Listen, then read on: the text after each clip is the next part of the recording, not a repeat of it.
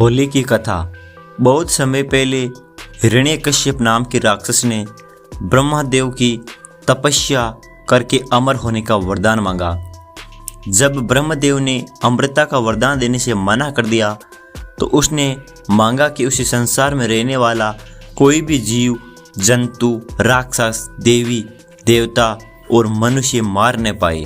साथ ही न वो दिन में मरे और न ही रात के समय, न तो पृथ्वी पर मरे और न ही आकाश में, न तो घर के अंदर और न ही घर के बाहर, और न ही शस्त्र से मरे और न ही अस्त्र से। हिरण्यकश्यप की तपस्या से ब्रह्मदेव खुश थे ही, इसलिए अमृता के एक वरदान के बदले उन्होंने ये सारे वरदान उसे दे दिए। इसे पाकर उसने हर जगह तबाही मचाना शुरू कर दिया। उससे मनुष्य ही नहीं, देवता भी परेशान रहने लगे।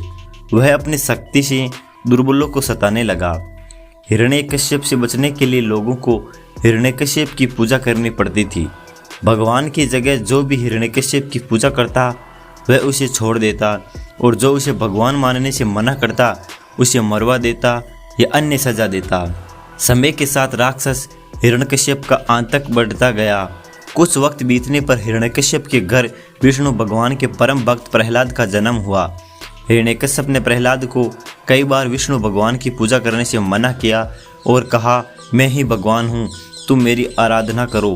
हर बार हिरण्यकश्यप की बात सुनकर प्रहलाद कहते, मेरे सिर्फ एक ही भगवान है और वो भगवान विष्णु है।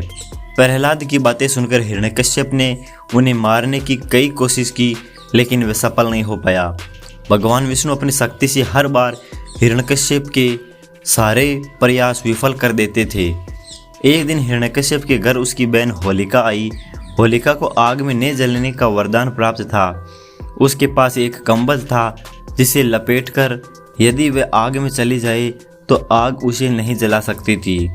हिरण्यकश्यप को अपने बेटे से परेशान देखकर होलिका ने कहा, भैया, मैं अपनी गोद में प्रहलाद को लेकर आग में बैठ जाऊंगी, जिससे वह जल जाएगा और उसकी परेशानी खत्म हो जाएगी। हिरण्यकश्यप ने इस योजना के लिए हामी भर दी। उसके बाद होलिका अपनी गोद में प्रहलाद को बैठाकर आग पर बैठ गई। उसी वक्त भगवान की कृपा से होलिका का कंबल प्रहलाद के ऊपर आ गया और होलिका जलकर खाक हो गई। प्रहलाद एक बार फिर प्रभु विष्णु की कृपा से बच गए। आग में जिस दिन होलिका जलकर भस्म हो गई थी, उसी दिन को आज तक लोग होलिका दहन के नाम से जानते हैं। इसी बुराई पर अच्छाई की जीत के रूप में देखते हुए खुशी में होलिका दहन के अगले दिन रंगों से होली खेली जाती है।